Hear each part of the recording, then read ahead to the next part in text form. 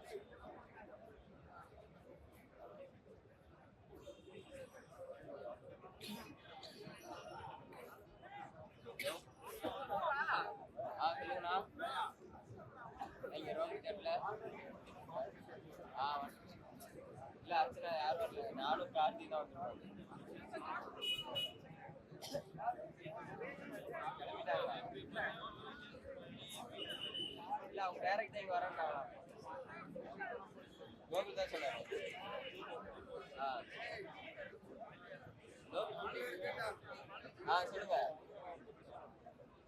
அதான பண்றீங்க.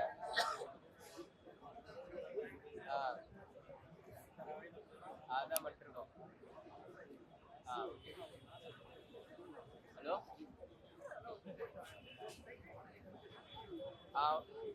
ஓகேண்ணா ஓகேண்ணா.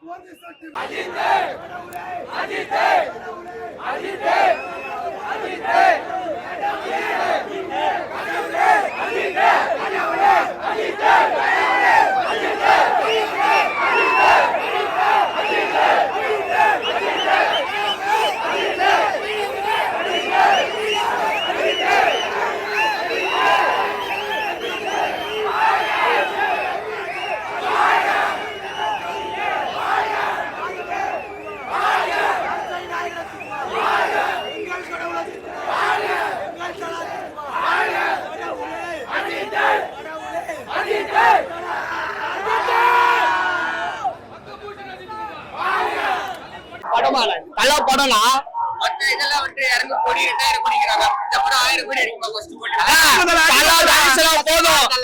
தரிசனம் போதும் 2000 கோடி போடா அண்ணனை பாக்குறோமா அவ்வளவுதான். அண்ணன் தானே மெயின்.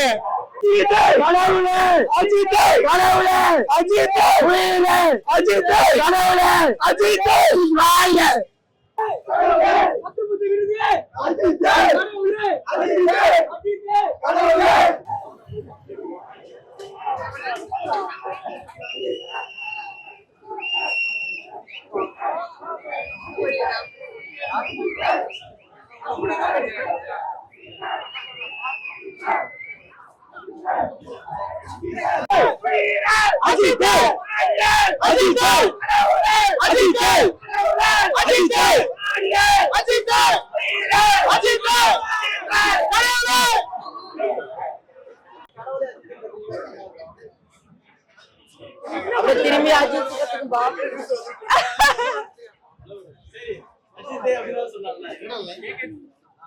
சரி ஒரு 2 வாட்ச் இன்டர்வியூ கொடுத்துருக்கோங்க. நீங்க ரொம்ப ஆர்வமா இருக்கீங்க.